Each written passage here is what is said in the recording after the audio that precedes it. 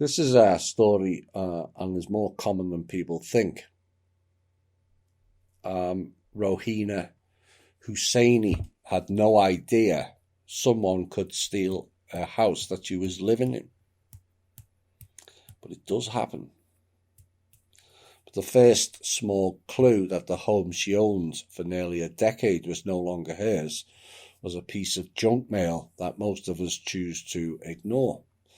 And the Springfield mother said she initially tossed the mortgage refinancing offers that begun arriving over the summer in the trash. But one detail bugged her. The letters were addressed to another woman. So she got curious and finally opened one up. And it said, "Congratulations, you bought a new house," and read the letter addressed to a Masuda Persia Hashimi.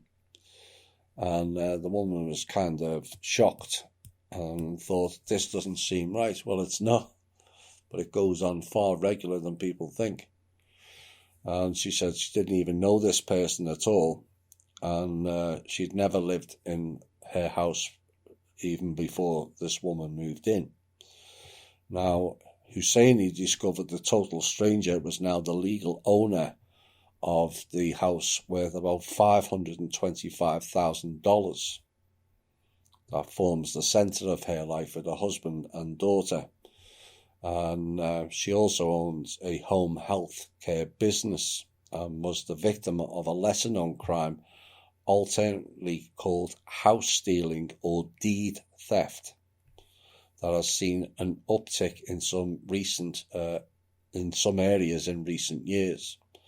Now, what happens is scammers gain control of a deed to a home and then attempt to resell the property or to open a line of credit on it.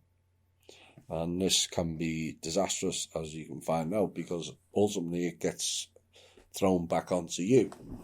And unsuspecting homeowners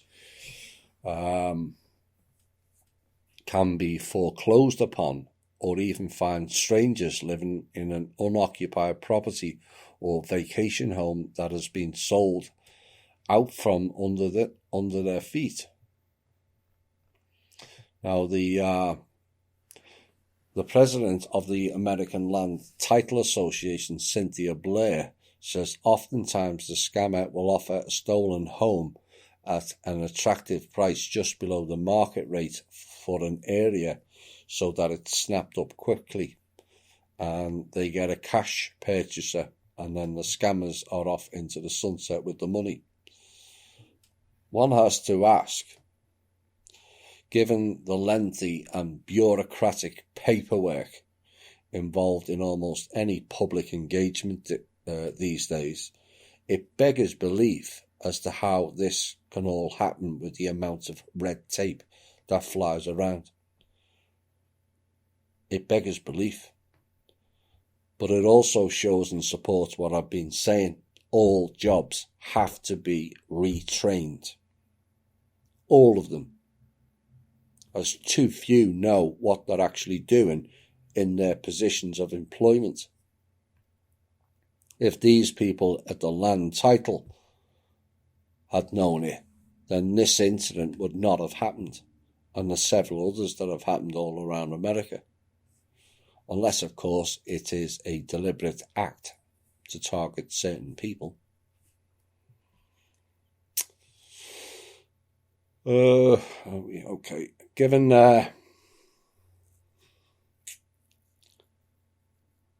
recent legislation actions in, go figure, New York, as well as the proposed new ones to remove any exemptions to vaccines and mandate that all children must be vaccinated.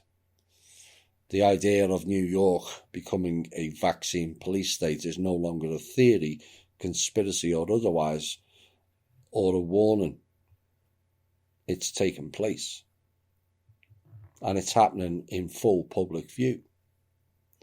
And thanks to what one lawmaker refers to as the corruption in Albany, a new proposed bill in New York would mandate the HPV Gardasil vaccine, which has killed lots of young girls, as a requirement for school attendance, both private and public, including daycare.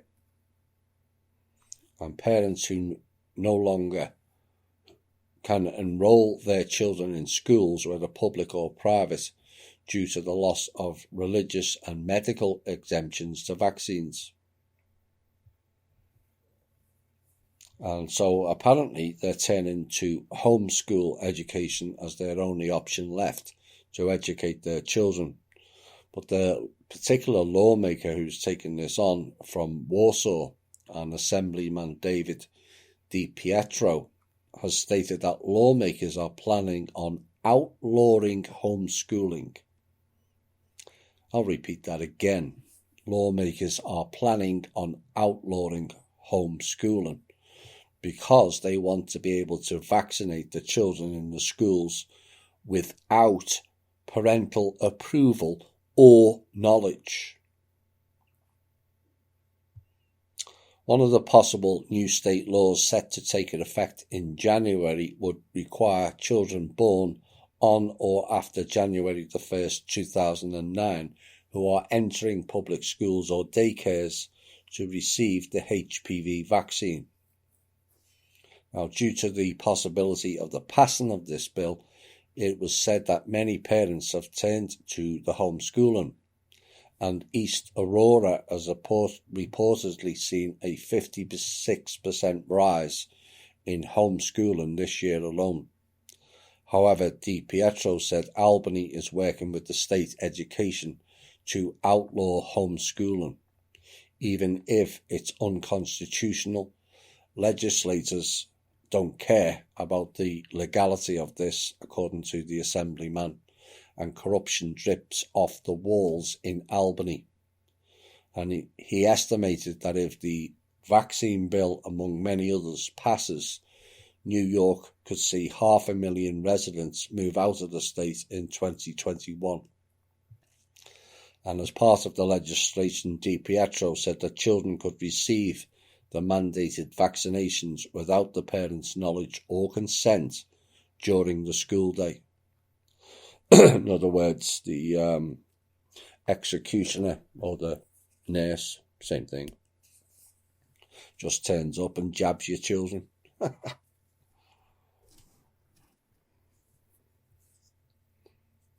And he said that this has become a reality, that a child could be kicked out of school without proper vaccinations. This is a multi-pronged plan. Listen closely. You will watch it unfold, unless people act. 1, it's designed to put fear into the people. 2, it's designed to make people sick or die. 3, to empty out New York or certain regions of it. 4, to crush the homeschooling. And 5, the real hidden hand, but it is in the legislation. They will bring in the pedo and ritual sacrifice club known as the CPS to take the children away if you don't vaccinate them. Now, the total cost of the vaccine is said to be between $390 to $510 per child.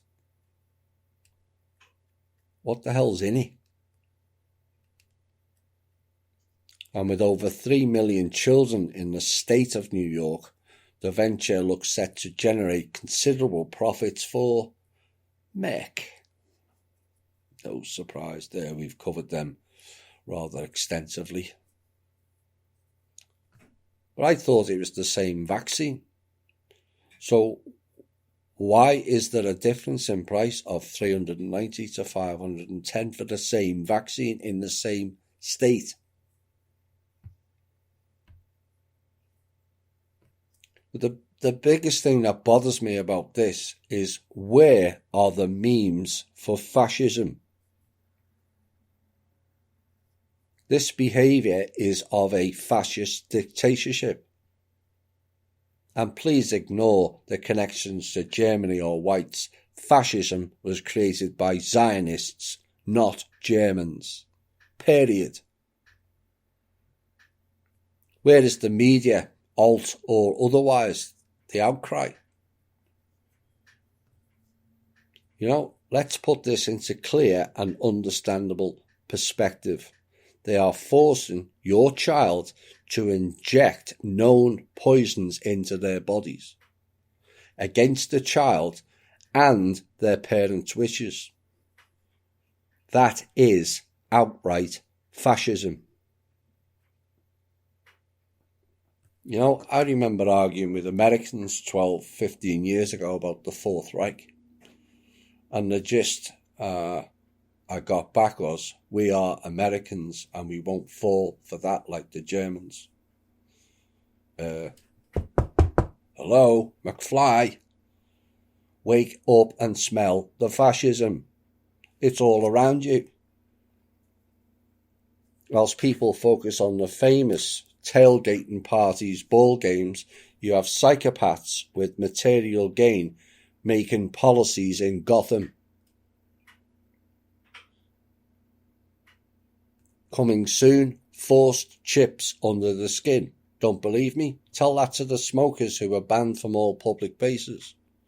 Tell that to the parents being forced at the risk of child kidnapping to do something they don't wish for their children. And yet again, it's New York. And at which point did the populace here wake up and realise that it is the most corrupt, demonic cesspit on this planet and actually do something about it? Home place of the Federal Reserve, the UN, Wall Street, Jewish, Italian and Irish mafias, Ellis Island, Montauk, Long Island, Manhattan. Not to mention the streets filled with litter and filth of gangs, drugs, forced prostitution. The birthplace of Born In and Born To, that is mentioned so many times in connections to criminality and heinous practice, it's not funny anymore. The Americans want walls on the southern border, which is beneficial, and yet miss the giant elephants in the room in this country. The enemy is already within. And no, it's largely not in DC, as the alt media and the mainstream media would have you believe. We need walls around New York and Langley, Virginia. And the whole area's cleansed out completely. That will solve over 80% of this country's issues. And that figure may be low.